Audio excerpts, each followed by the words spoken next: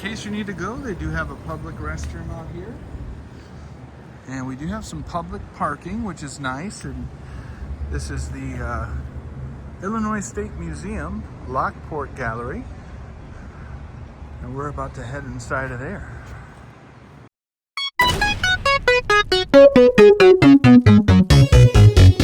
This is Sean, the What's Up Dude.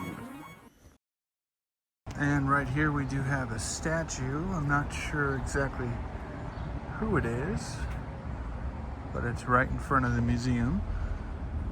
And like always, before I head into main attractions, if I find a place that's interesting, right next door to the Lockport Museum is Betsy's. They sell yarn and tea.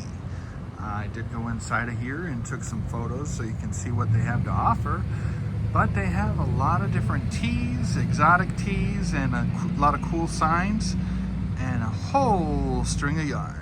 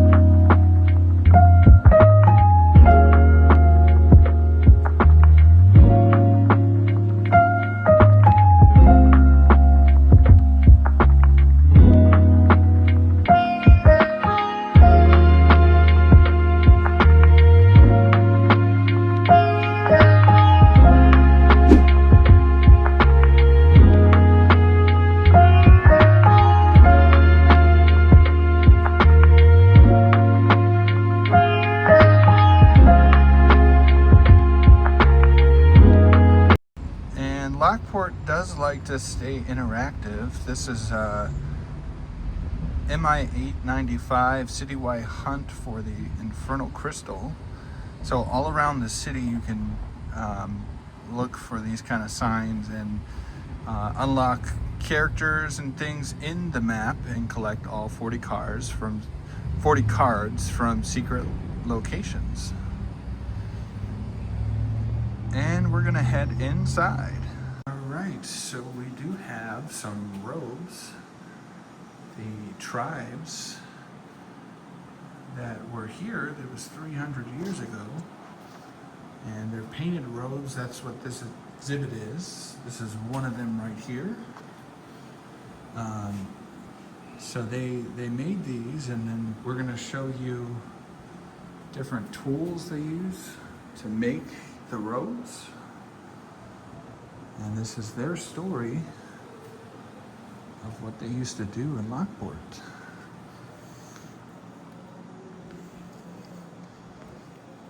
So here's some of the tools.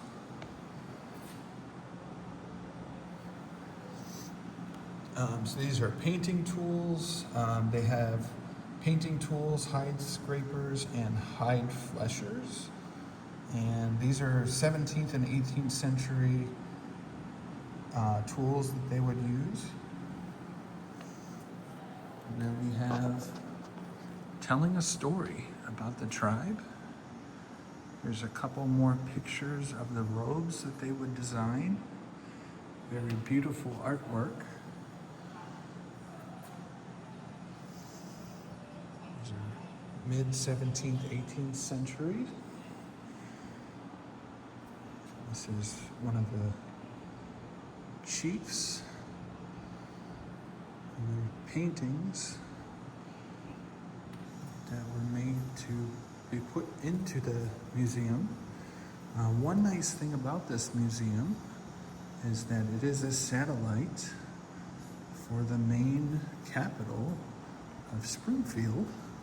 So that main museum has more to offer. We probably will take a look at that one eventually. But this is just a little view of what they have to offer. These are painted bags.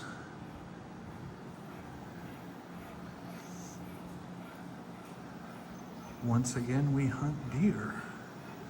They use deer for the materials to create their artwork. A little video right here showing you how this was done.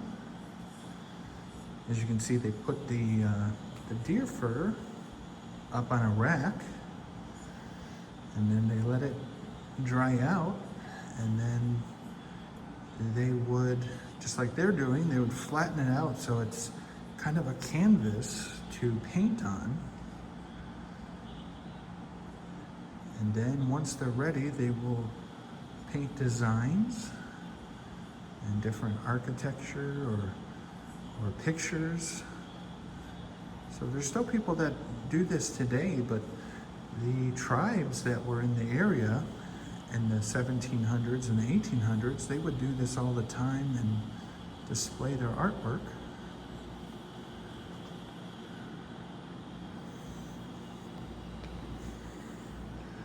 A couple more of those bags that we were talking about here. These are painted bags. A couple more tools and painting materials here. Mineral pigments, charcoal, hide glue, and shells. So at the time, they didn't have modern tools, so they had to use what was around to create these works of art. Right here, this is an example of the deer hide. And this is one of the tools they would use to try to flatten it out. A little bit more information about the tribe and the different lines and what the meanings are. Another one of those bags that were designed. And here's one of the drawings that they did.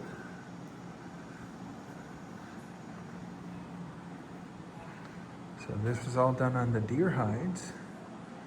And this was a gift to the Miami tribe. This is actually created in 2013. And we have another beautiful painting on here.